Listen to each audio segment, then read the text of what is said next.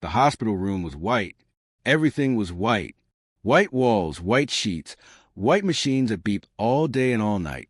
Ethan Morrow sat in his wheelchair by the window, staring at the city below. He was only 6 years old, but his eyes looked much older, tired, like someone who had given up hoping. His legs hung thin and still beneath a blue blanket. They hadn't worked since the day he was born. The doctors said his muscles were too weak. They used big words that Ethan didn't understand, words like condition and permanent and unfortunately. But Ethan understood one thing clearly. He would never run, never jump, never walk. His father, Daniel Morrow, stood across the room, talking on his phone. Daniel was tall, dressed in an expensive suit that cost more than most people earned in a month. He owned buildings. He owned cars. He owned half the restaurants in Florence. But he couldn't own a cure for his son. "I don't care what it costs," Daniel said into the phone, his voice sharp like broken glass. "Find me the best doctor in Europe. No, find me the best doctor in the world." He hung up and looked at Ethan. For a moment, something soft flickered in his eyes, something like sadness. But then it was gone, hidden behind his businessman face. "Don't worry, son," Daniel said, walking over and putting a hand on Ethan's shoulder. "We'll fix this. Money can fix anything." Ethan didn't answer. He'd heard this before. 15 doctors, 8 hospitals, treatments that hurt and didn't help. His father kept trying to buy a miracle, but miracles weren't for sale. Outside the window, Florence buzzed with life. Cars honked. People laughed. Children ran to the piazza, chasing pigeons and each other. Ethan watched them with hollow eyes. He used to imagine himself down there, running with them. Now, he didn't even pretend anymore. Then he heard it, a sound, singing. It floated up from the street below, clear and bright like morning bells. A girl's voice, young and fearless, singing a song about birds and freedom and skies that never ended. Ethan leaned forward in his wheelchair, pressing his face against the cool glass. His heart, which had been sleeping for so long, gave a tiny thump. Down on the sidewalk, for floors below, he saw her, a girl, maybe 8 or 9 years old. Her clothes were torn and dirty, patched with different colors. Her feet were bare, dusty from the street. Her hair was wild and tangled, like she'd never seen a brush. But she was smiling, actually smiling, and dancing as she sang, spinning in circles with her arms stretched wide. She looked free. Ethan pressed harder against the window. He wanted to call out to her, but his voice felt stuck in his throat. The girl stopped spinning. She looked up, and their eyes met. For one impossible moment, the whole world went quiet. The cars disappeared. The machine stopped beeping. There was only Ethan in his white prison, and the girl in her colorful rags, staring at each other across the distance. The girl smiled. Not a polite smile. Not a sorry-for-you smile. A real smile, big and wild, like she just discovered something wonderful. She waved at him with both hands, jumping up and down. Ethan's hand lifted slowly. He waved back. "What are you looking at?" Daniel asked, walking over. He glanced down at the street and frowned. Just some street kid, probably begging. He started to close the curtain. "No," Ethan said, the word bursting out of him. "Don't." Daniel stopped, shocked. Ethan rarely spoke anymore, certainly never shouted. The girl was still there, still smiling. She pointed at Ethan, then pointed at her own legs. Then she did something strange. She started marching in place, lifting her knees high, making exaggerated walking motions. She looked ridiculous. She looked wonderful. Then she pointed at Ethan again and gave him a thumbs up. "She's crazy," Daniel muttered. "Security should clear these people away from the hospital." But Ethan was leaning so far forward, he almost fell out of his wheelchair. Something was waking up inside his chest. Something he thought had died. The girl blew him a kiss, waved one more time, and then skipped away down the street, her bare feet slapping the pavement, her voice rising in song again. Ethan watched until she disappeared around the corner. "I want to meet her," he whispered. "What?" Daniel looked at his son, like he'd spoken in a foreign language. The girl, "I want to meet her." Ethan turned his wheelchair around to face his father. His eyes, for the first time in months, had light in them. "Please, Papa, please." Daniel opened his mouth to say no, to explain that street children were dangerous, dirty, not appropriate company for a morrow. But then he saw his son's face. Really saw it. The hope there, fragile as spider silk, but real. He couldn't remember the last time Ethan had wanted anything. "I'll think about it," Daniel said quietly. Ethan turned back to the window, staring at the empty spot where the girl had been. His hands gripped the armrest of his wheelchair. That night, for the first time in a year, Ethan dreamed. He dreamed of running. He dreamed of a barefoot girl with a wild smile, pulling him to his feet and teaching him to fly. And somewhere in the city below, a street girl named Maya lay on a cardboard bed in an alley, staring at the stars, thinking about the sad boy in the window. She would see him again. She knew it the way birds know south, the way flowers know spring. Tomorrow, she would come back. And when she did, everything would change. Maya came back the next morning, just as the sun painted the sky pink and gold. Ethan had barely slept. He'd kept his face pressed to the window all night, watching the street, waiting. When he finally saw her coming around the corner, skipping, always skipping, his heart jumped so hard it hurt. She looked up at his window and waved. Then she did something that made Ethan gasp. She started climbing. There was a thick vine growing up the side of the hospital building, old and twisted. Maya grabbed it with her small hands and pulled herself up. Her bare feet found holes in the brick wall.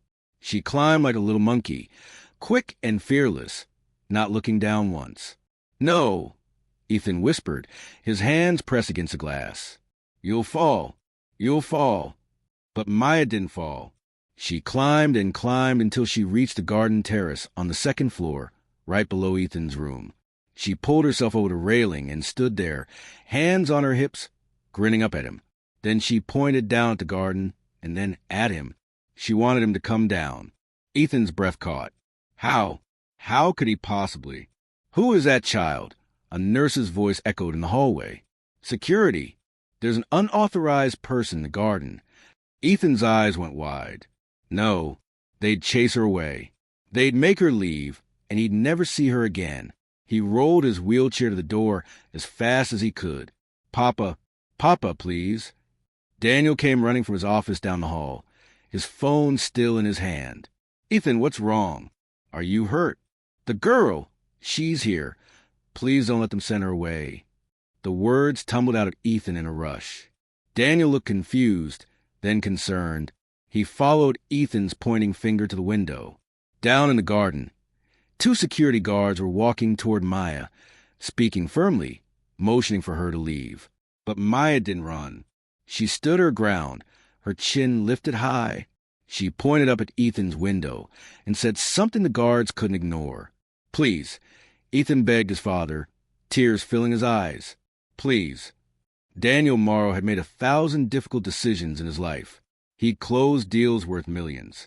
He'd fired people and hired people and built an empire from nothing.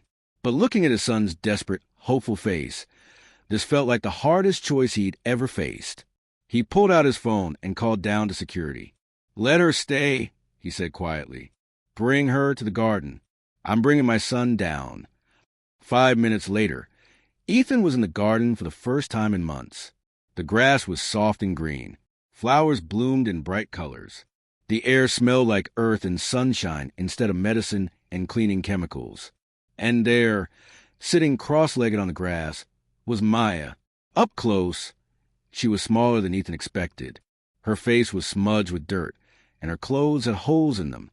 But her eyes were bright and alive, like they held all the secrets of the world. "Hi," she said simply. "I'm Maya. I'm Ethan." His voice came out barely louder than a whisper. "I know. You're the boy who forgot how to walk." Daniel stiffened beside the wheelchair. "My son has a medical condition. He's never been able to—" "No," Maya interrupted, looking straight at Daniel with those fearless eyes. "He forgot. There's a difference. Young lady, I don't think you understand. Do you want to walk?" Maya asked Ethan, ignoring Daniel completely. Ethan felt tears burn his eyes.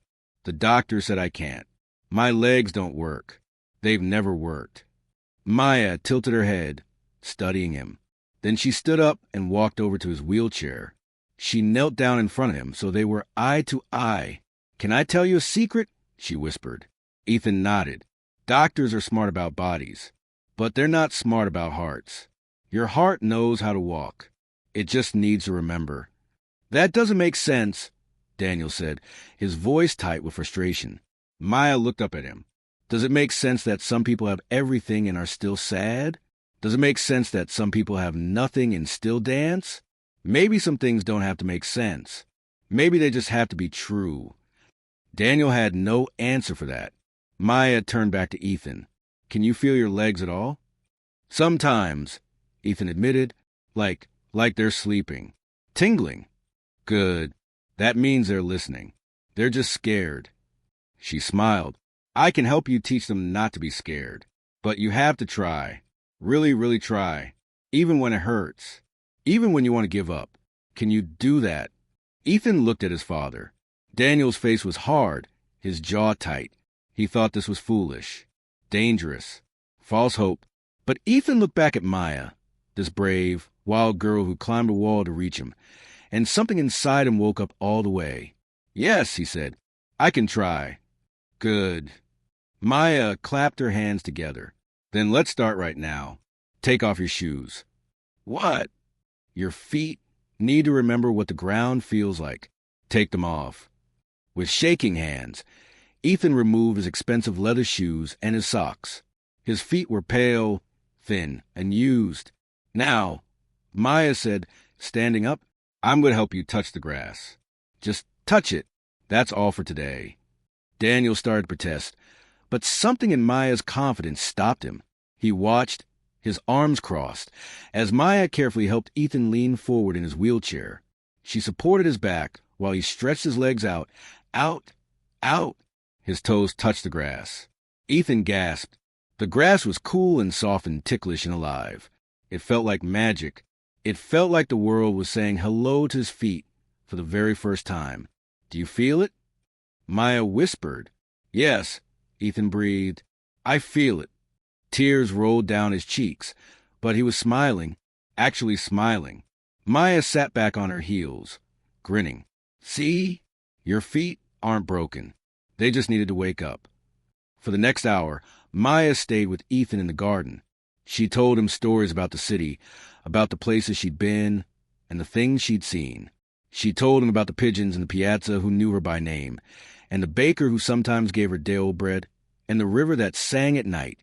She made Ethan laugh, really laugh, deep in his belly, until his sides hurt.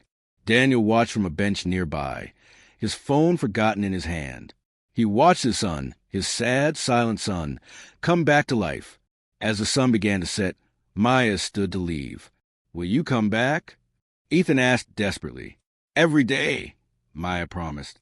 "For 30 days. That's how long miracles take. 30 days of trying." She held out her pinky finger. "Promise?" Ethan locked his pinky with hers. "Promise." As Maya climbed back down the vine, making Daniel nearly have a heart attack, Ethan sat in his wheelchair, his bare feet still on the grass, feeling the earth beneath him. Something had changed. Not in his legs. Not yet, but in his heart, in his hope, in the part of him that had forgotten how to believe. "Papa," he said softly, "I think I'm going to walk." Daniel looked at his son. He wanted to say it was impossible. He wanted to protect Ethan from disappointment. But instead, he knelt down beside the wheelchair and put his hand over Ethan's. "Then we'll try," he said. "Together we'll try."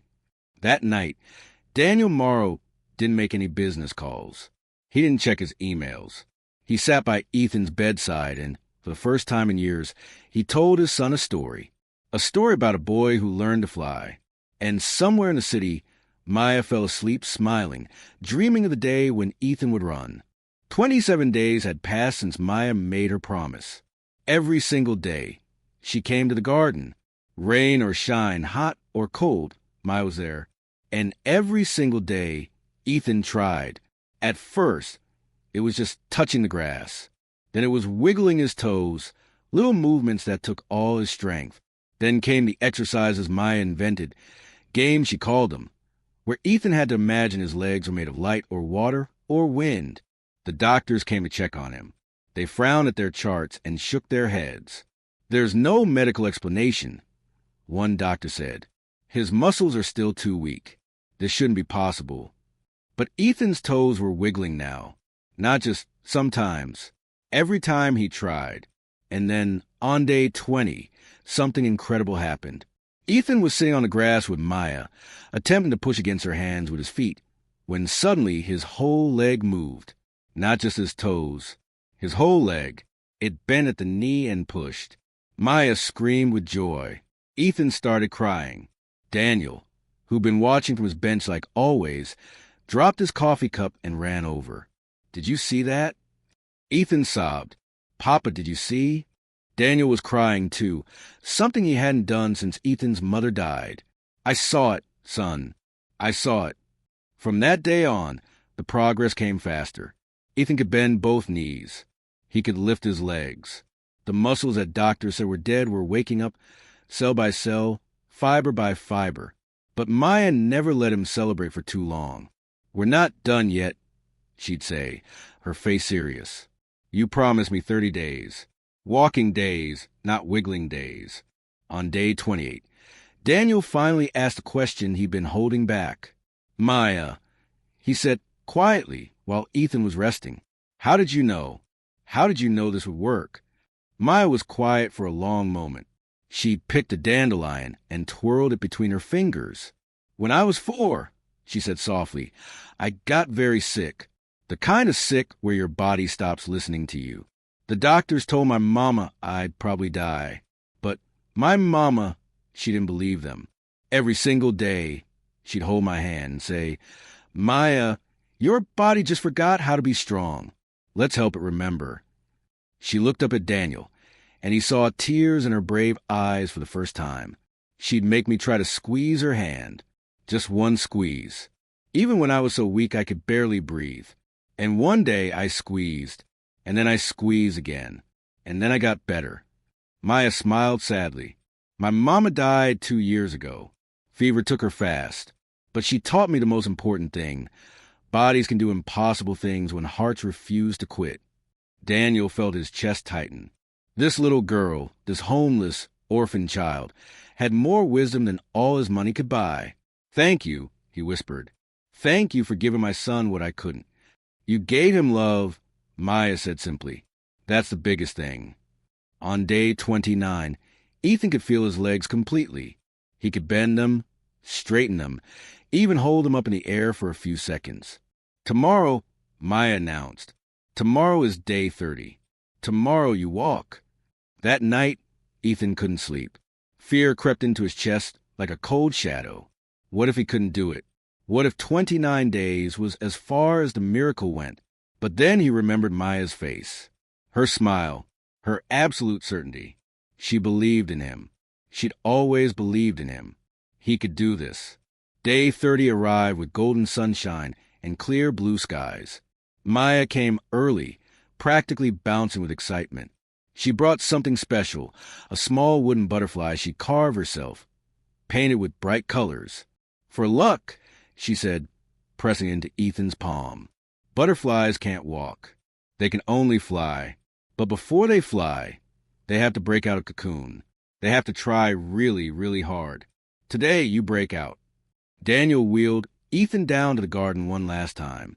But this time, a small crowd had gathered. Nurses who'd cared for Ethan. A few doctors who didn't believe but wanted to watch anyway. Even the security guards who tried to chase Maya away that first day. Maya took Ethan's hands in hers. "Ready?" she asked. Ethan's heart was pounding so hard he could hear it in his ears. "I'm scared." "Being scared is okay. Being scared means you're about to do something brave." She squeezed his hands. "I'm right here. I won't let you fall." Slowly, carefully, Maya and Daniel helped Ethan stand up out of his wheelchair. His legs shook violently. They felt like jelly, like they might collapse any second. Ethan whimpered, his face twisted in concentration.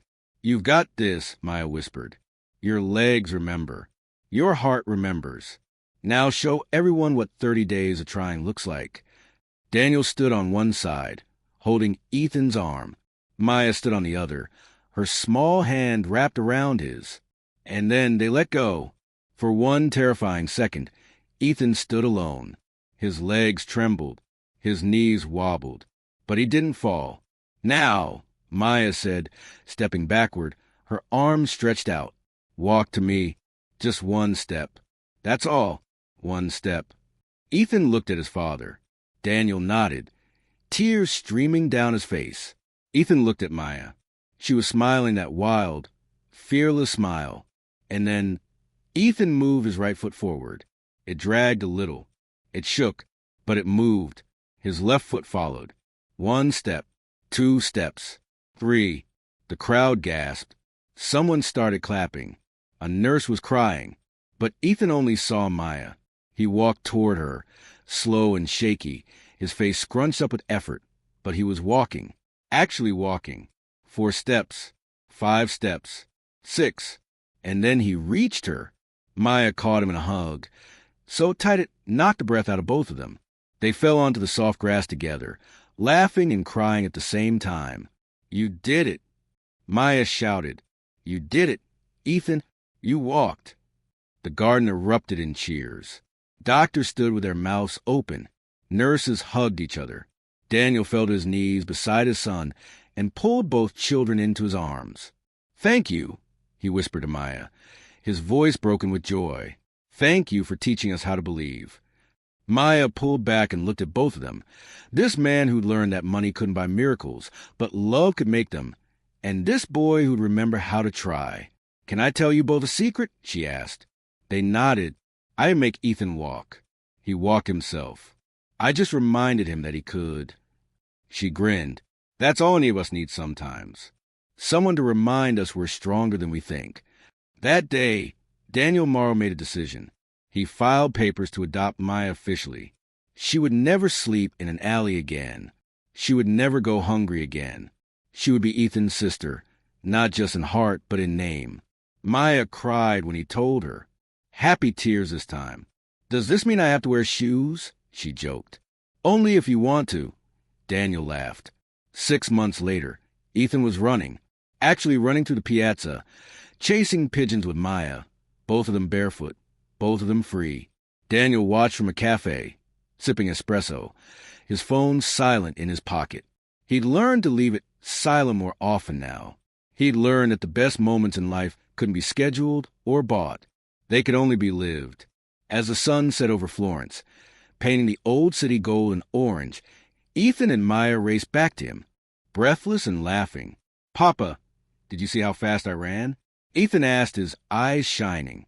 "I saw," Daniel said, pulling both his children close. "I saw everything." And in that moment, he understood what the real miracle had been. It wasn't that Ethan learned to walk. It was that they'd all learned to believe in each other, in hope, in impossible. Sometimes the greatest journeys aren't measured in steps. They're measured in the courage it takes to try. If this story touched your heart, hit that like button and share it with someone who needs to remember that miracles are real. Tell us in the comments where you're watching from and what moment made you cry. And don't forget to subscribe for more incredible true stories that will restore your faith in impossible. Keep believing, keep trying, and keep lifting each other up. See you in the next story.